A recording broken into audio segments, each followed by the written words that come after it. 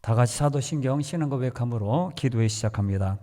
전능하사 천지를 만드신 하나님 아버지를 내가 믿사오며 그 외아들 우리 주 예수 그리스도를 믿사오니 이는 성령으로 잉태하사 동정녀 마리아에게 나시고 본디오 빌라도에게 고난을 받으사 십자가에 못 박혀 죽으시고 장사한 지 사흘 만에 죽은 자 가운데서 다시 살아나시며 하늘에 오르사 전능하신 하나님 우편에 앉아 계시다가 저리로서 산자와 죽은 자를 심판하러 오시리라.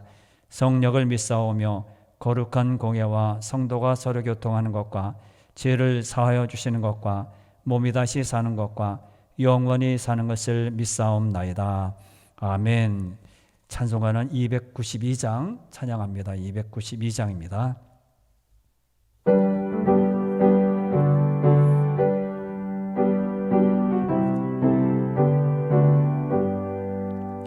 주 없이 살 수 없네 죄인의 구주여 그 귀한 보배 피로 날 구속하소서 구주의 사랑으로 흘리신 보혈이 내 소망 나의 위로 내 영광 됩니다. 주 없이 살 수 없네 나 혼자 못 서리 힘없고 부족하며 지혜도 없도다. 내 주는 나의 생명 또 나의 힘이라. 주님을 의지하여 지혜를 얻으리. 주 없이 살 수 없네 내 주는 하신다. 내 영의 깊은 간구 마음의 소원을 주밖에 나의 마음 네 알아주리요. 내 마음 위로하사 평온케 하시네. 주 없이 살 수 없네 세월이 흐르고 이 깊은 고독 속에 내 생명 끝나도 사나운 풍랑일 때 날 지켜주시니 내 곁에 계신 주님 늘 힘이 됩니다. 아멘. 하나님 말씀은 잠언서에서 계속 보겠습니다. 잠언 오늘 6장 24절부터 7장 마지막 절 27절까지 내용을 가지고 한번 생각을 해보겠습니다. 이 말씀은 7장 잠언 7장 1절부터 3절만 읽어야 됩니다. 잠언 7장 1절부터 3절입니다. 내 아들아 내 말을 지키며 내 계명을 간직하라. 내 계명을 지켜 살며 내 법을 내 눈동자처럼 지키라. 이것을 내 손가락에 매며 이것을 내 마음판에 새기라. 아멘. 오늘은 이렇게 본문에 나타난 3절에 있는 내 법을 눈동자처럼 지키라.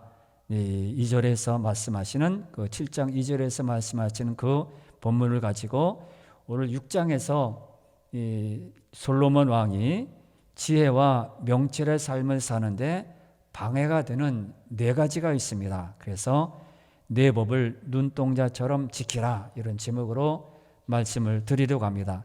지혜롭게 살고 명철하게 사는데 방해가 되는 것이 있습니다. 우리가 지난 시간에 공부를 했는데 첫째는 보증을 서지 말라. 두 번째는 게으르지 말라. 계미의 예를 들었죠. 그리고 세 번째는 악한 자의 유혹에 넘어가지 말라. 네 번째는 간음하지 말라.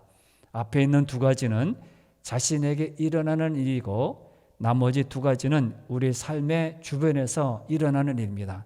지난 시간에 우리가 살펴보았지만은 다시 한번 생각해 보겠습니다. 첫째는 보증을 서지 말라 그렇게 말을 했죠. 1절에서 뭐라고 합니까? 1절에 보면 내 아들아 내가 만일 이웃을 위하여 담보하며 타인을 위하여 보증하였으면 이렇게 말하면서 보증은 해상무역을 통해서 시작이 되었습니다. 그들은 일찍이 보증하는 것, 서로 이렇게 증명해 주는 것, 그런 것을 즐겨했습니다. 사람들은 좋은 물건을 살 때 보증이라는 방법을 이용해서 물건을 먼저 사게 되고 먼저 선점을 해서 그 물건을 가지고 있었습니다. 더 좋은 조건으로, 그래서 더 좋은 조건, 좋은 물건을 사기 위해서 돈을 빌려서 썼던 것입니다. 그런데 우리가 세상에 살아보지만은 처음에는 참 좋습니다. 시작은 참 좋습니다. 그러나 나중 식당도 그렇고 사람도 그렇고 뭐 회사도 그렇고요. 시간이 지나면 이런 좋은 제도가 악용을 해서 사람들을 억울하게 만듭니다.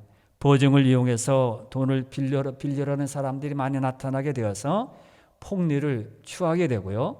아주 갚을 능력이 없는 사람에게 보증을 서게 하고 또 친구에게 보증을 서게 해서 그 사람을 구렁텅이에 빠뜨리게 됩니다.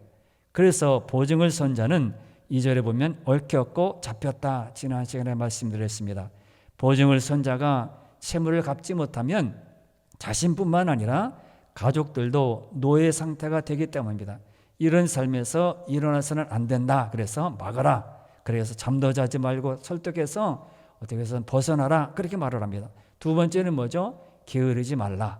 게으르면 안 된다. 6절부터 11절에 나타나 있습니다. 솔로몬은 게으름을 말하면서 개미의 특성을 말하죠. 개미의 특성은 뭐라고 했습니까? 부지런하다 했습니다. 7절에 보면 7절에서 개미는 두룡도 없고 감독자도 없고 통치자도 없다 그렇게 말을 합니다. 그러나 개미는 스스로 해야 할 일을 다 합니다. 스스로 알아서 다 하는 것이죠. 그래서 여기서 우리가 생각할 것은 하나님을 섬기며 하나님을 믿는 모든 자들에게 그렇게 스스로 알아서 해야 합니다. 그래서 코람 데오라는 그런 말이 있습니다. 이 라틴어인데 이 코람이라는 말은 앞에서, 데오는 하나님 앞에서 16세기 종교 개혁자들은 하나님 앞에서 늘 생각하고 행동을 했습니다. 그러니까 함부로 하지 않죠. 거짓말하지 않죠. 남을 속이지 않죠. 이런 삶을 사는 자는 인도자가 없더라도 지도자가 없더라도 하나님 앞에서 온전히 행하게 되는 것이죠.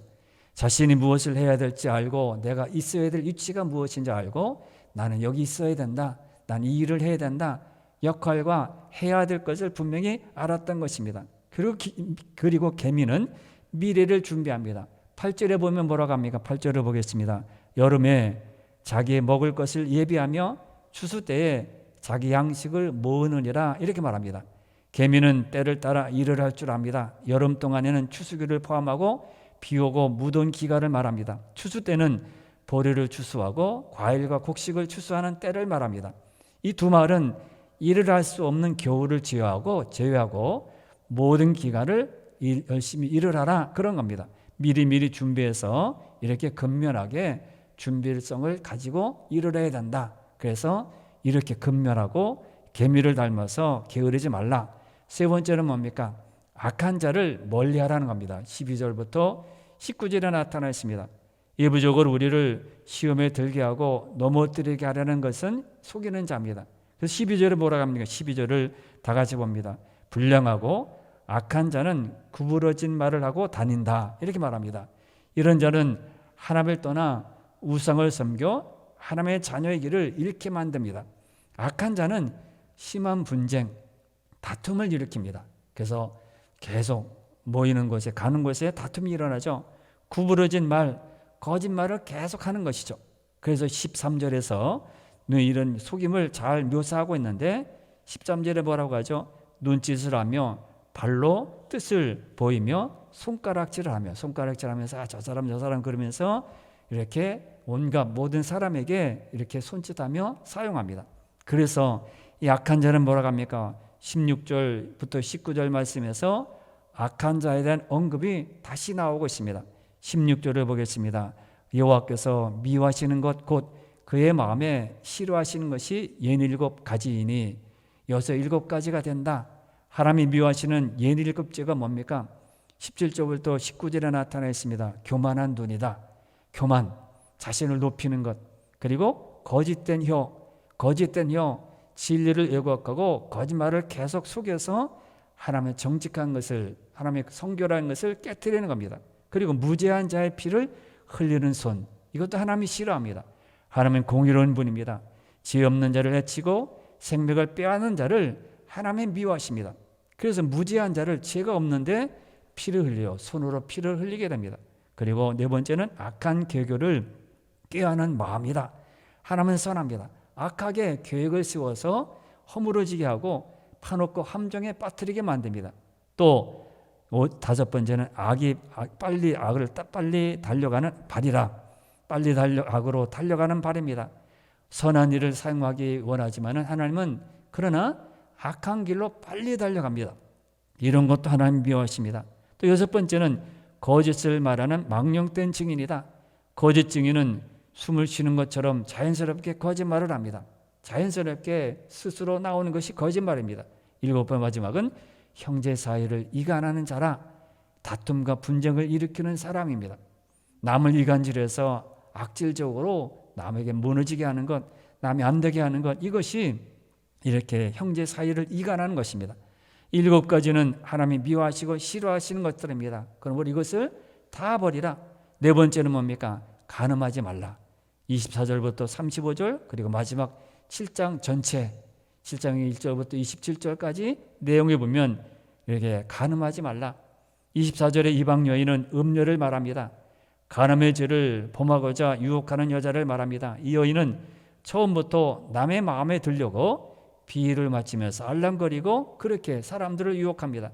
이런 아첨하는 말을 자꾸 듣게 되면 전에는 아무렇게 보이지 않았던 것들이 자신에게 마음에 들어와 있습니다. 아, 괜찮은 것 같은데, 좋은데, 그러면서 처음에는 싫어하지만 자꾸 마음에 들어오게 됩니다. 그러므로 26절에 보면 이렇게 말합니다. 26절을 보겠습니다. 음료로 말미암아 사람이 한 조각 떡만 남게 됨이며 음란한 여인은 귀한 생명을 사냥함이니라, 이렇게 말합니다. 이방 여인의 유혹에 빠져 한 조각 떡만 남게 된다고 말합니다. 또 구한 생명을 잃게 되고 하나님께서 주신 귀한 생명을 잃게 돼버리고 거기서 벗어납니다. 이 죄가 결국 파멸로 빠지게 되고 27절과 28절에 보면 또 이렇게 말하죠. 사람이 불을 봄에 품고서야 어찌 그의 옷이 타지 아니하겠으며 사람이 숯불을 밟고서야 어찌 그의 발이 되지 아니하겠느냐. 큰 실수하고 잘못하는 것을 알고 이를 저지른 후에 깨닫게 된다는 겁니다. 그 당신은 모릅니다. 최고인 줄 알고 그것이 사랑하는 줄 알고 그것이 내가 거지고 있어야 될 줄 알고 열심히 달려갑니다. 그러나 돌아보면 불이 위험하구나, 옷이 타는구나, 그렇게 불이 또 발해되어서 되어지는구나, 화상을 입게 되는구나, 그렇게 안다는 겁니다. 그래서 우리가 7장 6절부터 27절 말씀을 읽으면 너무 시간이 많이 가서 7장 6절부터 27절 말씀의 마지막까지 보면 그 내용들이 자세하게 그렇게 나타나 있습니다. 한번 6절부터 27절을 다 읽어야 한다. 한번 읽어볼까요? 이제 읽어드리겠습니다. 6절부터 27절 말씀을 계속 읽어드리겠습니다. 내가 내 집 들창으로 살창으로 내다보다가 어리석은 자 중에 젊은이 가운데 한 지혜 없는 자를 보았노라. 그가 거리를 지나 음녀의 골목 무통이로 가까이하여 그의 집 쪽으로 가는데 저물 때 황혼 때 깊은 밤 흑암 중에라. 그때에 기생의 옷을 입은 간교한 여인이 그를 맞으니 이 여인은 떠들며 완악하며 그의 발이 집에 머물지 아니하여 어떤 때에는 거리 어떤 때에는 광장 또 모퉁이마다 서서 사람을 기다리는 자라. 그 여인이 그를 붙잡고 그에게 입맞추며 부끄러움을 모르는 얼굴로 그에게 말하되 내가 화목제를 드려 서원한 것을 오늘 갚았노라. 이러므로 내가 너를 맞으려고 나와 내 얼굴을 찾다가 너를 만났도다. 내 침상에는 여호와 애굽의 문이 있는 이불을 폈고 모약과 침향과 계피를 뿌렸노라. 오라, 우리가 아침까지 흡족하게 서로 사랑하며 사랑함으로 시락하자.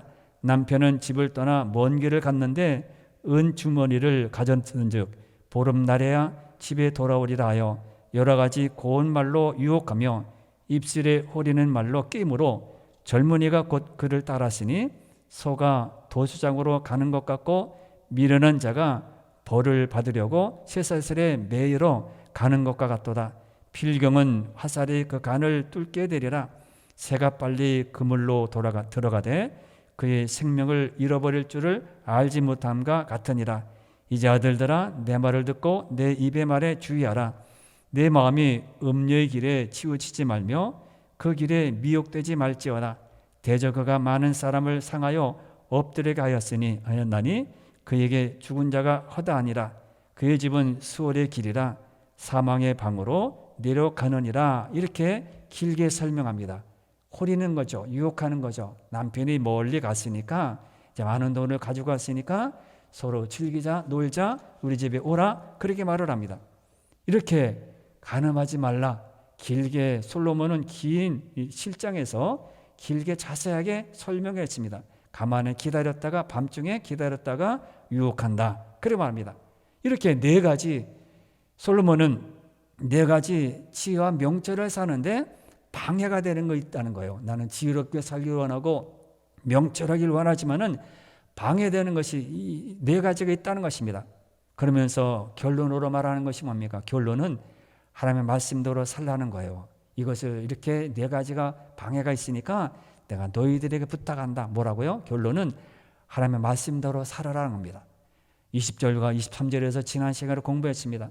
성도가 살아가야 되는 그런 이유, 네 가지 죄 유혹에서 벗어나는 길, 지난 시간에 살펴보았습니다. 무엇입니까?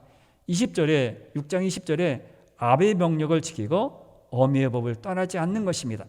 즉 하나님의 법을 잊지 말고 따르라는 겁니다. 21절을 보십시오. 21절에 뭐라고 합니까? 6장 21절에 그것을 항상 내 마음에 새기며 내 목에 매라. 지난주에 공부했습니다. 마음에 새기라. 돌에 새기지 말고 자연에 새기지 말고 마음에 새기라. 내 목에 매라. 가까이 하면 소중히 여기라는 것입니다. 말씀을 가볍게 대하지 말고 중요하게 대하라는 것입니다. 말씀을 마음에 굳게 새겨서 흔들리지 말라. 그러면 그것이 내 등불이 되고 또 생명의 길이 될 것이다. 히브리서 4장 12절에 하나님의 말씀이 살아있고 활력이 있다고 말씀했습니다.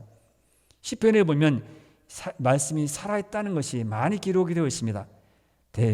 몇 가지만 살펴봅니다. 시편 33편 4절 말씀에서 이렇게 말합니다. 시편 33편 4절입니다. 여호와의 말씀은 정직하며 그가 행하시는 일은 다 진실하시도다. 진실하다. 말씀은 정직하다는 겁니다. 우리는 뭘 그게 말씀이 정직할까? 또 6절에 보면 33장 6절에 보면 여호와의 말씀으로 하늘이 지음이 되었으며 그 만상을 그의 기운으로 이루었도다. 그런 말합니다. 하나님의 말씀으로 하늘이 다 지음을 받았대요. 주님이 다 지으셨습니다. 자연도 모든 것도 다 하나님을 지으셨습니다. 또 9절에 보면 33장 9절에 보면 그가 말씀하심에 이루어졌으며 명령하심에 견고히 섰도다. 말씀으로 다 이루어졌습니다. 천지창조를 말씀으로 다 행하셨습니다. 말씀하심에 이루어졌고 명령하심에 견고히 섰도다. 그렇게 말합니다. 또 시편 105편 31절에 보면 여호와께서 말씀하신즉 파리 때가 오며 그들의 온 영토에 이가 생겼도다. 애굽에서 나올 때 10가지 재앙에 대한 설명입니다. 또 33절에 보면 105편 33절에 보면 여호와께서 말씀하신즉 황충과 수많은 메뚜기가 몰려와 10가지 재앙 중에서 나타나는 것을 쭉 이제 시편 기자가 설명한 내용입니다. 말씀하심에 파리떼가 오고 말씀하심에 황충과 수많은 메뚜기가 몰려왔다 말씀했습니다. 그냥 자연적으로 온 것이 아니라 여호와의 말씀으로 살아있고 운동력이 활력이 있다고 말씀합니다. 또 잠언 6장 22절에서 뭐라고 합니까? 그것이 내가 다닐 때에 너를 인도하며 내가 잘 때 너를 보호하며 내가 깰 때에 너 더불어 말하리니. 그러니까 하나님의 말씀은 살아있기 때문에 6장 22절에 뭐라고 합니까? 내가 다닐 때 너를 인도할 것이고 내가 잘 때 너를 보호할 것이고 깰 때 너를 더불어 말할 것이다 말합니다. 얼마나 귀합니까? 우리가 항상 이런 모든 것에서 어떻게 우리가 섭니까? 말씀이 내 안에 있을 때 우리를 그렇게 씌워주시는 것이죠. 하나님의 말씀은 살아있습니다. 23절에서 지난 시간에 공부했죠. 대저 명령은 등불이요 법은 빛이요 훈계의 책망은 곧 생명의 길이라 말합니다. 명령, 법, 훈계의 책망 모두 하나님 말씀이라고 했습니다. 이것이 우리 있을 때 등불이 되고 빛이 되고 생명의 길이 된다고 했습니다. 그러면서 오늘 7장 잠언 7장 1절부터 5절 말씀에서 또 이렇게 말합니다. 말씀대로 살라고 이렇게 방해하는 것이 많으니까 너희들은 정신 차리고 이렇게 살라고 합니다. 1절부터 3절까지 읽었는데 다시 1절부터 5절 말씀까지 다시 읽어야 됩니다. 내 아들아 내 말을 지키며 내 계명을 간직하라. 내 계명을 지켜 살며 내 법을 내 눈동자처럼 지키라. 이것을 내 손가락에 매며 이것을 내 마음판에 새기라. 지혜에게 너는 내 누이라 하며 명철에게 너는 내 친족이라 하라. 그러면 이것이 너를 지켜서 음녀에게 말로 호리는 이방 여인에게 빠지지 않게 하리라. 할렐루야. 하나님의 말씀이 음녀의 호리는 말, 또 그에게 유혹하는 그 모든 것에서 빠지지 않게 할 것이다. 말씀이요. 하나님의 말씀이 이런 능력이 있는 겁니다. 그러므로 보증 서는 일, 악한 자, 게으른 것, 이런 모든 것은 뭐라고요? 말씀으로 내 안에, 말씀이 내 안에 있으면 그런 것에 빠지지 않고 음녀의 유혹에서도 빠지지 않고 넘어가지 않게 된다고 합니다. 결론은 그것이에요. 말씀대로 살아라는 겁니다. 신앙으로 살아라는 거예요. 믿음으로 살아라는 겁니다. 하나님의 말씀을 굳게 믿고 살아가는 우리 모두가 되어서 주님이 말씀하신 것을 경고로 듣고 우리는 늘 말씀을 사모하는 모든 자들이 되시기를 바랍니다. 오늘 이 시간에도 기도할 때 세상은 악합니다. 말씀으로 악을 이기게 하여 주옵소서. 사람들이 게으르게 하고 죄의 길에 서게 만듭니다. 그러나 말씀대로 살아서 잘못된 길에서 벗어나게 하여 주옵소서. 하나님의 말씀이 세상의 유혹을 이깁니다. 말씀을 굳게 믿고 유혹을 물리치게 하여 주옵소서. 이렇게 기도하는 여러분들 되고 이제 주님이 우리에게 주신 모든 축복들이 여러분 가정에 넘치기를 바랍니다. 다 같이 기도하겠습니다. 주여